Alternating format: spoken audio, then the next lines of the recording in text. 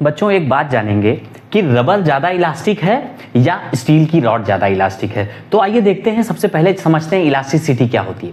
Elasticity बच्चों एक ऐसी प्रॉपर्टी है मटेरियल की, जिस प्रॉपर्टी के अंतर्गत मटेरियल अपने ऊपर जो भी लोड लगाया गया है उस लोड की वजह से अपना एक्सटेंशन करता है, और उसके बाद जब लोड हटा दिया जाता है तो मटेरियल अपनी ओरिजिनल पोजीशन को रीगेन कर लेता है। मतलब कि रबर बैंड है, अगर इस तरह से ये रबर बैंड है, इस पर हमने फोर्स F लगाया तो रबर बैंड ने अपनी लेंथ को इंक्रीज किया, ठीक है, और आफ्टर देन जैसे ही हमने लोड जीरो कर दिया तो मटेरियल ने फिर से अपनी ओरिजिनल पोजीशन को गेन कर लिया। तो ये जो है रबर बैंड के अंदर इलास्टिसिटी की प्रॉपर्टी है, ठीक है बात।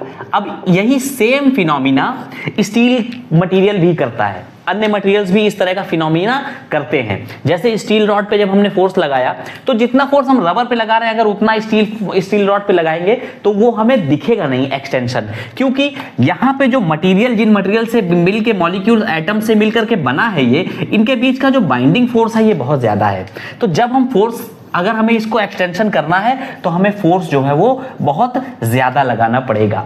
मतलब कि यहाँ पे जो रेसिस्टेंस है मटेरियल का, जो ये बाइंडिंग फोर्स है मॉलिक्यूल्स एटॉमिक लेवल पे, ये बहुत हाई है। इसलिए हमें यहाँ पे जो लोड है इसको रेसिस्ट करने के लिए ज्यादा लगाना पड़ेगा, ठीक है। तो इसको हम स्ट्रेस स्ट्रेन कर्व से समझेंगे, स्ट्रेस स्ट्रेन कर्व से, ठीक है, कि जिसका मॉडुलस ऑफ इलास्टिसिटी ज्यादा होता है वो ज्यादा इलास्टिक मटेरियल है, जबकि जिसका मॉडुलस ऑफ इलास्टिसिटी कम है वो कम इलास्टिक है। जैसे रबर का मॉडुलस ऑफ इलास्टिसिटी बच्चों कम होता है, जबकि जो हमारा स्टील है उसका मॉडुलस ऑफ इलास्टिसिटी ज्यादा होता है, इसलिए स्टील मेरा ज्यादा इलास्टिक है और रबर मेरा कम इलास्टिक है। तो ये बात एक समझने की है। बाकी जिसके अंदर ज्यादा रेसिस्टेंस होती है, मतलब जिसको खींचने के लिए हमें ज्यादा फोर्स की जरूरत पड़ेगी मटेरियल को, वो मटेरियल हमारा ज्यादा इलास्टिक होता है। अगर हमको लोड कम लगाना पड़ रहा है और मटेरियल खींचता चला जा रहा है तो वो मटेरियल कम इलास्टिक होगा।